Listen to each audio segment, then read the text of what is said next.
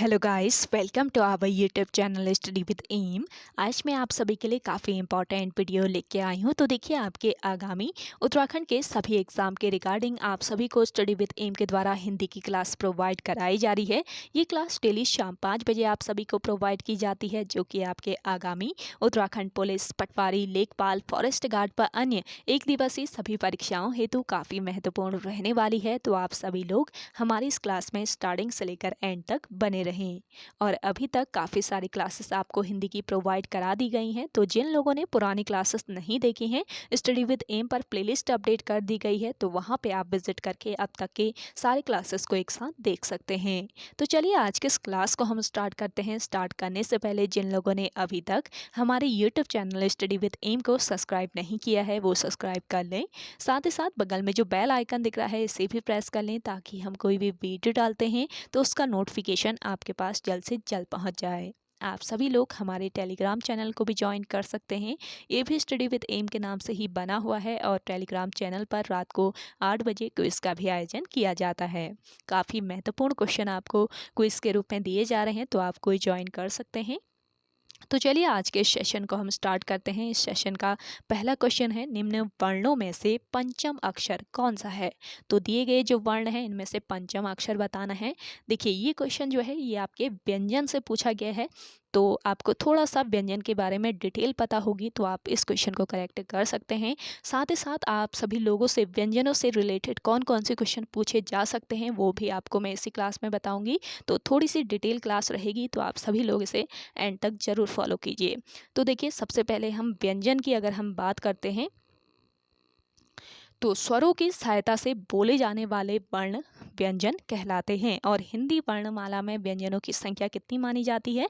33 मानी जाती है। और नॉर्मली व्यंजनों के विभिन्न प्रकार होते हैं, जैसे कि स्पर्श व्यंजन, अनुनासिक व्यंजन, तीसरा है आपका ऊष्म या फिर संघर्षी व्यंजन, ऊष्म या इसे संघर्षी व्यंजन भी कहा जाता है, तो ऊष्म या संघर्षी व्यंजन। इसके अलावा अंतस्थ व्यंजन, अंतस्थ व्यंजन, और उत्क्षिप्त व्यंजन, उत्क्षिप्त व्यंजन। इसके अलावा आपका होता है संयुक्त व्यंजन। तो विभिन्न प्रकार के व्यंजन होते हैं, जैसे कि स्पर्श व्यंजन, अनुनासिक, ऊष्म या संघर्षी, अंतस्थ व्यंजन, उत्क्षिप्त व्यंजन और संयुक्त व्यंजन। अब देखें, यहाँ पे स्पर्श व्यंजन जो है, स्पर्श व्यंजनों को 5 वर्गों में डिवाइड किया गया है। और ये कौन कौन से 5 वर्ग हैं? देखिए, पहला वर्ग है क वर्ग, दूसरा है चौ वर्ग, क वर्ग, ऐसे ही चौ वर्ग, ट वर्ग, त वर्ग और प वर्ग। इन 5 वर्गों में स्पर्श व्यंजन डिवाइड किए गए हैं। तो देखिए, पहले क वर्ग है, पहला वर्ग जो है ये आपका क वर्ग है। तो क वर्ग में कौन कौन से व्यंजन आते हैं, ये भी आपको याद रहना चाहिए। तो क वर्ग की बात करें तो इसमें आते हैं क, ख, ग, घ, अंग, यानी कि आपके 5 वर्ग हैं टोटल। तो 5 वर्गों में स्पर्श व्यंजन को डिवाइड किया गया है। और प्रत्येक 5 वर्गों में कितने व्यंजन होते हैं? हर वर्ग में 5-5 व्यंजन होते हैं, ये आपको याद रखना है। ऐसे ही चौ वर्ग में आपके कितने व्यंजन होंगे? 5 होंगे, चौ, छ, ज, छ और य। ऐसे ही ट वर्ग में भी आपके 5 व्यंजन होते हैं। कौन कौन से? ट, ठ, ड, ढ और ण। त वर्ग की बात करें तो इसमें भी 5 व्यंजन है, त, थ, द, ध और न। और प वर्ग की अगर हम बात करते हैं तो प वर्ग में भी 5 व्यंजन होते हैं, प, फ, ब, भ, म। तो देखिए, यहाँ पे आपको क्वेश्चन पूछा है कि निम्न वर्णों में से पंचम अक्षर कौन सा है? तो दिए गए जो वर्ग होते हैं आपके स्पर्श व्यंजनों को 5 वर्गों में डिवाइड किया गया है, क वर्ग, चौ वर्ग, इसके अलावा ट वर्ग, त वर्ग और प वर्ग। तो प्रत्येक वर्ग के जो 5वां अक्षर होगा, जैसे कि क वर्ग की बात करें तो पहला, दूसरा, तीसरा, चौथा और पांचवा जो वर्ण होगा ये आपका क्या होगा? पंचम अक्षर होगा। 5वां जो वर्ण है इसको ही पंचम अक्षर कहा जाता है। तो अब देखिए, यहाँ पे 5वें नंबर पर कौन सा वर्ण आ रहा है? तो देखिए यहाँ पे म जो वर्ण है ये आपके 5वें नंबर पे आ रहा है। देखिए किस वर्ग में आ रहा है ये, प वर्ग। प वर्ग में देखिए प, फ, ब, भ, म, तो ये 5वां वर्ण है, तो ये हो जाएगा आपका पंचम अक्षर। ऐसे ही यहाँ पे ट वर्ग की बात करें तो ट, ठ, ड, ढ, अण।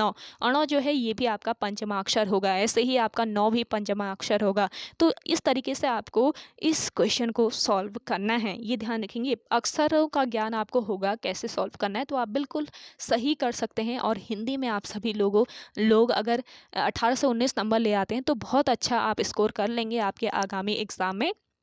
तो आपका सिलेक्शन बहुत करीब होंगे आप सिलेक्शन के। साथ ही साथ आप थोड़ा सा जीके जीएस और उत्तराखंड की तैयारी करेंगे, कंप्यूटर की तैयारी करेंगे, तो आप अपना सिलेक्शन पा सकते हैं इस एग्ज़ाम में। तो देखिए ऐसे ही ये आपके स्पर्श व्यंजन हुए। और अनुनासिक व्यंजन की अगर हम बात करते हैं, अनुनासिक व्यंजन कौन कौन से होते हैं ये भी आपसे पूछे जा सकते हैं।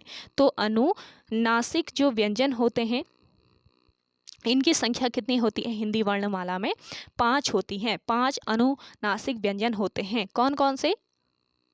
अङो, यों, अणो, नौ और मौ, ये आपके अनुनासिक व्यंजन होते हैं। ऐसे ही ऊष्म व्यंजन बताया मैंने, ऊष्म तीसरा प्रकार था। ऊष्म व्यंजन या फिर संघर्षी व्यंजन, ऊष्मा नहीं, ये ऊष्म व्यंजन है। ऊष्म या फिर इसे संघर्षी व्यंजन भी कहा जाता है। तो ऊष्म या संघर्षी व्यंजन कितने होते हैं? ऊष्म या संघर्षी व्यंजनों की संख्या होती है 4। ये ध्यान रखेंगे, इनकी संख्या 4 होती है। कौन कौन से ये व्यंजन होते हैं? श, श, स और ह। तो यहाँ से बताइए निम्न में से कौन सा ऊष्म व्यंजन नहीं है? तो आपको दे दिए जाएंगे ऑप्शन में, एक कोई अलग डाल दिया जाएगा, कोई अलग व्यंजन आपको दे दिया जाएगा। तो आपको वहाँ पे करेक्ट करना पड़ेगा कि ऊष्म व्यंजन कौन कौन से होते हैं, अनुनासिक व्यंजन कौन से होते हैं। तो इस हिसाब से आप करेक्ट कर सकते हैं। ऐसे ही हम उत्क्षिप्त व्यंजन की बात करते हैं। तो उत्क्षिप्त जो व्यंजन है वो कौन कौन से होते हैं? 2 उत्क्षिप्त व्यंजन होते हैं, ड और ढ। हिंदी वर्णमाला में ड और ढ ये उत्क्षिप्त व्यंजन होते हैं। और संयुक्त व्यंजनों से अक्सर क्वेश्चन पूछे जाते हैं, ये ध्यान रखेंगे। तो संयुक्त जो व्यंजन होते हैं इनकी संख्या कितनी होती है? 4 होती है, ये ध्यान रखेंगे। और संयुक्त व्यंजन क्या होते हैं? इनका उच्चारण अन्य व्यंजनों की सहायता से होता है, यानी कि अन्य व्यंजनों की सहायता से इनका उच्चारण किया जाता है संयुक्त व्यंजनों का। जैसे कि आपका श जो व्यंजन है ना, श, तो ये किसके मेल से बना हुआ है? देखिए आधा क और श के मेल से बना हुआ है। तो ये आपका क्या हो जाएगा? संयुक्त व्यंजन हो जाएगा। और हिंदी में कितने संयुक्त व्यंजन होते हैं पूछा जाए तो 4 होते हैं। एक तो आपका श होगा, दूसरा हो गया आपका त्र किसके योग से बना हुआ है बताइए, जल्दी से कमेंट करके बताएं। आधा त और र के योग से आपका त्र बना हुआ है। ऐसे ही आपका जो ज्यों है ये भी आपका संयुक्त व्यंजन है, जो कि आधा ज और यों के योग से बना हुआ है। ऐसे ही आपका चौथा जो आपका चौथा संयुक्त व्यंजन है ये कौन सा है? ये है श्र। श्र जो है ये आधा श और र के योग से बना हुआ है। तो ये आपको याद रखना है। और अगर आपसे क्वेश्चन पूछा जाए कि श जो व्यंजन है ये किसके बाद आता है, किस वर्ण के बाद आता है श व्यंजन, ये भी आपसे पूछा जा सकता है आयु के द्वारा। क्योंकि एक बार पूछा गया है ये क्वेश्चन कि त्र जो वर्ण है ये किसके बाद आता है, हिंदी वर्णमाला में त्र किसके बाद आता है। तो आपका करेक्ट आंसर था वहाँ पे त के बाद, क्योंकि ये किसके योग से बना हुआ है? आधा त और र के योग से बना हुआ है। तो त के बाद आएगा आपका त्र, ये ध्यान रखेंगे। इस तरीके से भी आयोग द्वारा क्वेश्चन पूछे जा रहे हैं। तो आपको एक एक क्वेश्चन बहुत डिटेल वाइज पढ़ना है, ताकि कोई भी आपसे क्वेश्चन पूछा जाए आयोग के द्वारा तो आप उसे करेक्ट करके आएँ। ऐसे ही आपका श जो है ये किसके बाद आएगा पूछा जाए तो आपको क याद रखना है। ज्यों जो होगा ये किसके बाद आएगा? ज के बाद। ऐसे ही जो श्र है ये श के बाद आएगा। तो किसके बाद क्या आएगा ये आपको याद रखना है। और संयुक्त व्यंजन 4 होते हैं हिंदी वर्णमाला में। और इसके अलावा देखिए घोषत्व के आधार पर व्यंजनों के वर्ग भी पूछे जा सकते हैं। घोषत्व के आधार पर व्यंजनों के कितने प्रकार होते हैं? तो घोषत्व के आधार पर व्यंजनों के 2 प्रकार होते हैं। कौन कौन से? अघोष और अघोष, और इसके अलावा संघोष या फिर इनको घोष भी कहा जाता है। तो घोष और अघोष वर्ण भी आपने पढ़े होंगे। तो 2 प्रकार के व्यंजन होते हैं, घोष व्यंजन और अघोष व्यंजन। अघोष की पहले बात कर लेते हैं। अघोष प्रत्येक वर्ग के पहले व दूसरा, प्रत्येक वर्ग का पहला और दूसरा जो व्यंजन होता है ये अघोष होते हैं। यानी कि आपको मैंने बताएं, क वर्ग की बात करें तो क वर्ग में क और ख, पहला और दूसरा जो वर्ण होगा ये आपका क्या होगा, अघोष वर्ण होगा। ऐसे ही च वर्ग की बात करें तो च छ इसमें अघोष होंगे। ऐसे ही ट वर्ग में ट ठ जो होंगे ये अघोष होंगे। तो ये आपको याद रखना है, पहला और दूसरा जो वर्ण होता है ये अघोष वर्ण होता है प्रत्येक वर्ग में, हर वर्ग में। और घोष वर्ण क्या होते हैं, प्रत्येक वर्ग का तीसरा, चौथा और पांचवा जो वर्ण होता है ये होता है घोष वर्ण, या फिर इसको सघोष वर्ण भी कहा जाता है। ये आपको याद रखना है, प्रत्येक वर्ग का तीसरा, चौथा और पांचवा वर्ण घोष वर्ण होता है। जैसे कि क वर्ग में कौन कौन से घोष वर्ण हो जाएंगे, क वर्ग की बात करें तो क वर्ग में आपका ग, घ और अंग जो है ये घोष या फिर संघोष वर्ण आपके हो जाएंगे। ऐसे ही च वर्ग की बात करते हैं तो च वर्ग में कौन कौन से ज, झ और य ये आपके घोष वर्ण हो जाएंगे। तो घोष वर्ण और अघोष वर्ण से भी अक्सर क्वेश्चन पूछे जा रहे हैं, इनको ध्यान रखेंगे। और ये तो घोषत्व के आधार पर व्यंजनों के प्रकार हो गए। ऐसे ही आपसे प्राणत्व के आधार पर बताइए व्यंजनों के प्रकार कौन कौन से हैं, ये भी पूछा जा सकता है। या प्राणत्व के आधार पर व्यंजन कितने प्रकार के होते हैं ये भी पूछा जा सकता है। तो प्राणत्व के आधार पर व्यंजन दो प्रकार के होते हैं। एक तो होता है आपका अल्प प्राण, दूसरा होता है महाप्राण। तो अल्प प्राण और महाप्राण से भी क्वेश्चन पूछे जाते हैं। अल्प प्राण की बात करें तो प्रत्येक वर्ग का पहला, तीसरा, पांचवा व्यंजन अल्प प्राण कहलाता है। जैसे कि क, इसके अलावा ग और अंग, प्रत्येक वर्ग का पहला, तीसरा, पांचवा व्यंजन अल्प प्राण कहलाता है। और महाप्राण प्रत्येक वर्ग का दूसरा, चौथा व्यंजन महाप्राण होता है। ये ध्यान रखेंगे, प्रत्येक वर्ग का दूसरा व चौथा व्यंजन क्या होता है, महाप्राण होता है। तो ये आपको याद रखना है, किस तरीके से इसे सॉल्व करना है ये आपको पता रहना चाहिए। दूसरा, चौथा और पांचवा वर्ण याद रखेंगे। दूसरा, चौथा और पांचवा जो वर्ण होता है ये महाप्राण वर्ण होता है। जैसे कि क, और इसके अलावा बताइए कौन कौन से हो जाएंगे आपके महाप्राण। तो महाप्राण जो होते हैं प्रत्येक वर्ग के दूसरा और चौथा व्यंजन महाप्राण होता है। पांचवा नहीं, दूसरा और चौथा, इसको करेक्ट कर लीजिएगा, दूसरा और चौथा वर्ण आपका महाप्राण होगा। जैसे कि क, व और घ ये सभी आपके कौन से वर्ण हैं, महाप्राण वर्ण है। तो ये ध्यान रखेंगे, आपसे जो जो क्वेश्चन पूछे जा सकते हैं आयु के द्वारा वो मैंने आपको थोड़ा सा बता दिया यहाँ पे। आई होप आपको काफ़ी हेल्प यहाँ से मिल जाएगी। तो आप सभी लोग एंड तक बने रहें। तो देखिए अगला क्वेश्चन देखेंगे, निम्न में से कौन सा संयुक्त व्यंजन है। अब आप इजीली कर लेंगे इसको करेक्ट। तो बताइए इनमें से संयुक्त व्यंजन कौन सा है। मैंने बताया आपको कितने संयुक्त व्यंजन होते हैं। जिन व्यंजनों का उच्चारण अन्य व्यंजनों की सहायता से किया जाता है उन्हें कहा जाता है संयुक्त व्यंजन। और हिंदी में बताया मैंने 4 संयुक्त व्यंजन होते हैं। कौन कौन से, श, त्र, इसके अलावा ज्ञ और श, 4 संयुक्त व्यंजन होते हैं। श जो है ये आधा क और श के योग से बना है। त्र जो है ये आधा त और र के योग से बना हुआ है। ज्ञ जो है ये आपके आधा ज और य के योग से बना हुआ है। और ऐसे श्र जो है आधा श और र के योग से बना हुआ है। तो आपके इनमें से संयुक्त व्यंजन कौन सा हो जाएगा, ज्ञ हो जाएगा। तो ज्ञ एक संयुक्त व्यंजन है। श जो है ये भी संयुक्त है, त्र है और श है। तो ये याद रखेंगे संयुक्त व्यंजन कौन कौन से होते हैं। ये आपको पता चल गया होगा और इजीली आप इसे अब करेक्ट कर पाएंगे अगर आयु के द्वारा ये क्वेश्चन पूछा जा सकता है। तो अगला क्वेश्चन देखेंगे, हिमालय से गंगा निकलती है, वाक्य में कौन सा कारक है। तो देखिए आपको कारक भी बहुत अच्छे से मैं बता चुकी हूँ, हिंदी में कितने कारक होते हैं।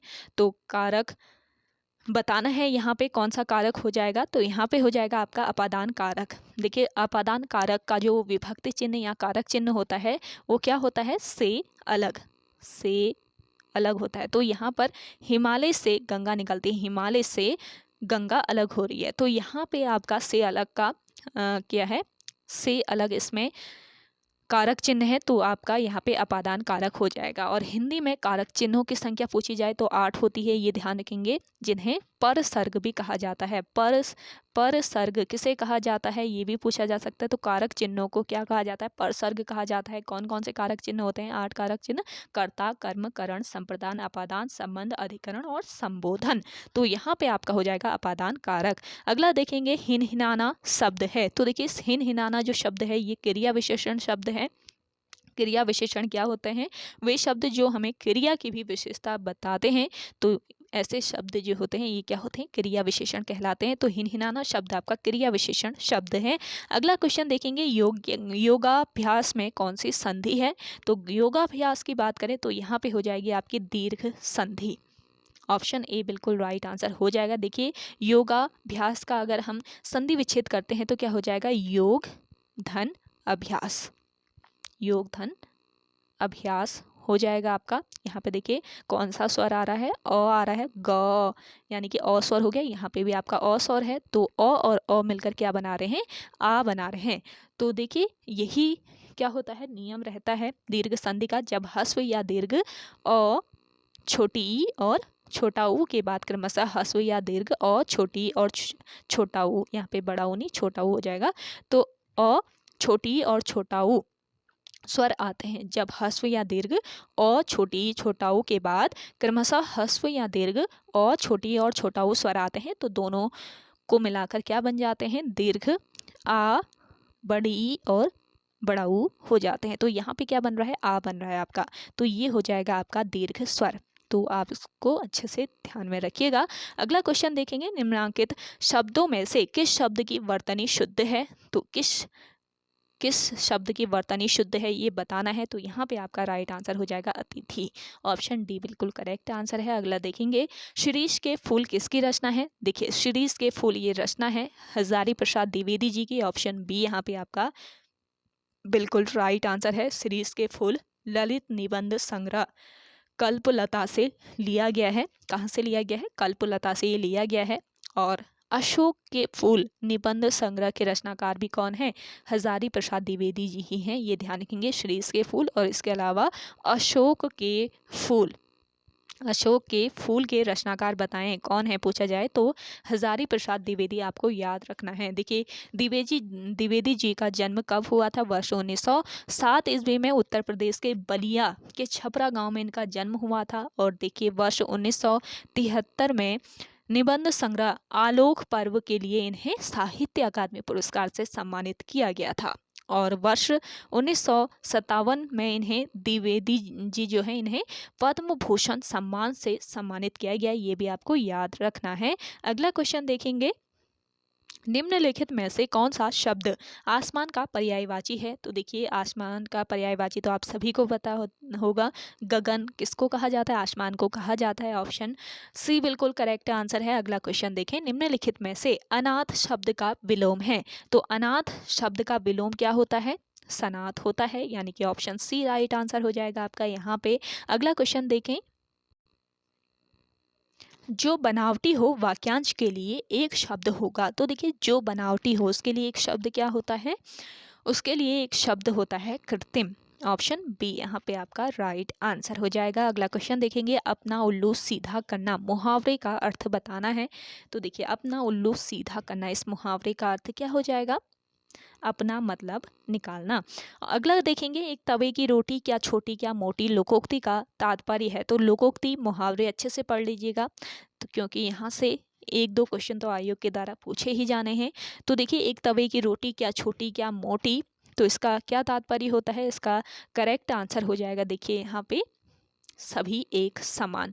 तो एक क्लास में आपको लोकोक्ति या मुहावरों के अलग से प्रोवाइड करा दूंगी, उसके लिए भी आप सभी लोग तैयार रहिएगा। स्टडी विद एम को सब्सक्राइब कर लीजिए अगर आप लोगों ने अभी तक चैनल को सब्सक्राइब नहीं किया है। काफ़ी इंटरेस्टिंग और इम्पॉर्टेंट क्लासेस आपको यहाँ पे स्टडी विद एम के द्वारा प्रोवाइड कराए जा रहे हैं। आज का ये सेशन पसंद आ रहा है तो जल्दी से लाइक कर लीजिए और ज़्यादा से ज़्यादा आप सभी लोग लाइक करते हैं शेयर करते हैं तो इसकी पीडीएफ भी टेलीग्राम ग्रुप पर मैं प्रोवाइड करा दूंगी। तो आप सभी लोग ज़्यादा से ज़्यादा इसको शेयर कीजिए इस सेशन को। चलिए अगला देखेंगे, निम्नलिखित में से कौन सी बोली उत्तराखंड की नहीं है? तो देखिए इनमें से कौन सी बोली है जो कि उत्तराखंड राज्य में नहीं बोली जाती है? गढ़वाली बोली तो गढ़वाल में बोली जाती है, कुमाऊनी बोली कुमाऊं में, जौनपुरी बोली जो है ये जौनसार में बोली जाती है, लेकिन भोजपुरी जो है ये नहीं बोली जाती है उत्तराखंड राज्य में। ऑप्शन सी बिल्कुल राइट आंसर हो जाएगा आपका। देखिए भोजपुरी जो बोली है ये कहाँ बोली जाती है? बनारस, इसके अलावा जौनपुर, गाजीपुर, मिर्ज़ापुर, गोरखपुर, देवरिया, चंपारण, बलिया, आजमगढ़, ये इन क्षेत्रों में ये बोली बोली जाती है, लेकिन उत्तराखंड की ये बोली नहीं है, ये याद रखें। अगला क्वेश्चन देखेंगे, रानी केतकी की कहानी के रचयिता हैं। देखिए रानी केतकी की कहानी के रचयिता कौन है, बताइए इनमें से। तो यहाँ पे आपका राइट आंसर हो जाएगा इंशा अल्लाह खां। रानी केतकी की कहानी हिंदी की प्रथम गद्य रचना मानी जाती है और इसके लेखक कौन है?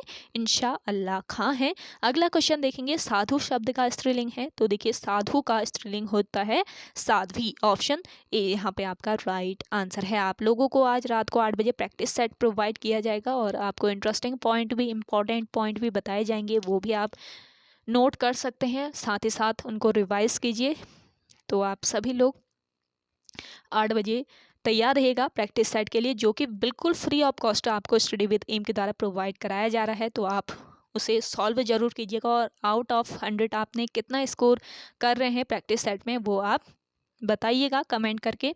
अगला क्वेश्चन देखें, उत्तराखंड का आंचलिक आंचलिक कथाकार किसे माना जाता है? तो देखिए उत्तराखंड का आंचलिक कथाकार किसे माना जाता है? इनमें से शैलेश मटियानी को। शैलेश मटियानी को आंचलिक कथाकार माना जाता है। ऑप्शन बी इस क्वेश्चन का बिल्कुल राइट आंसर है। अगला क्वेश्चन देखेंगे, इनमें से कौन सी भाषा संविधान की 8वीं अनुसूची में शामिल नहीं है? तो देखिए कौन सी भाषा है ये भाषा है, कौन सी भाषा है?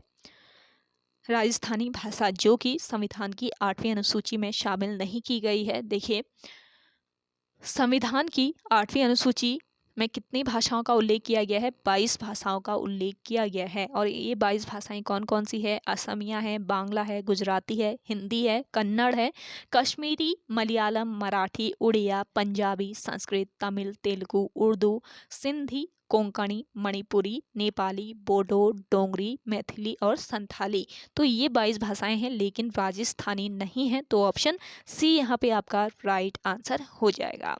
और संविधान का जो 21वां संवैधानिक संशोधन है, 21वां संविधान संशोधन 1967 के द्वारा 8वीं अनुसूची में कौन सी भाषा जोड़ी गई थी? सिंधी भाषा जोड़ी गई थी। और 71वां जो संविधान संशोधन है, 71वां संविधान संशोधन 1992 के द्वारा 8वीं अनुसूची में कोंकणी, इसके अलावा मणिपुरी और नेपाली भाषाएं जोड़ी गई।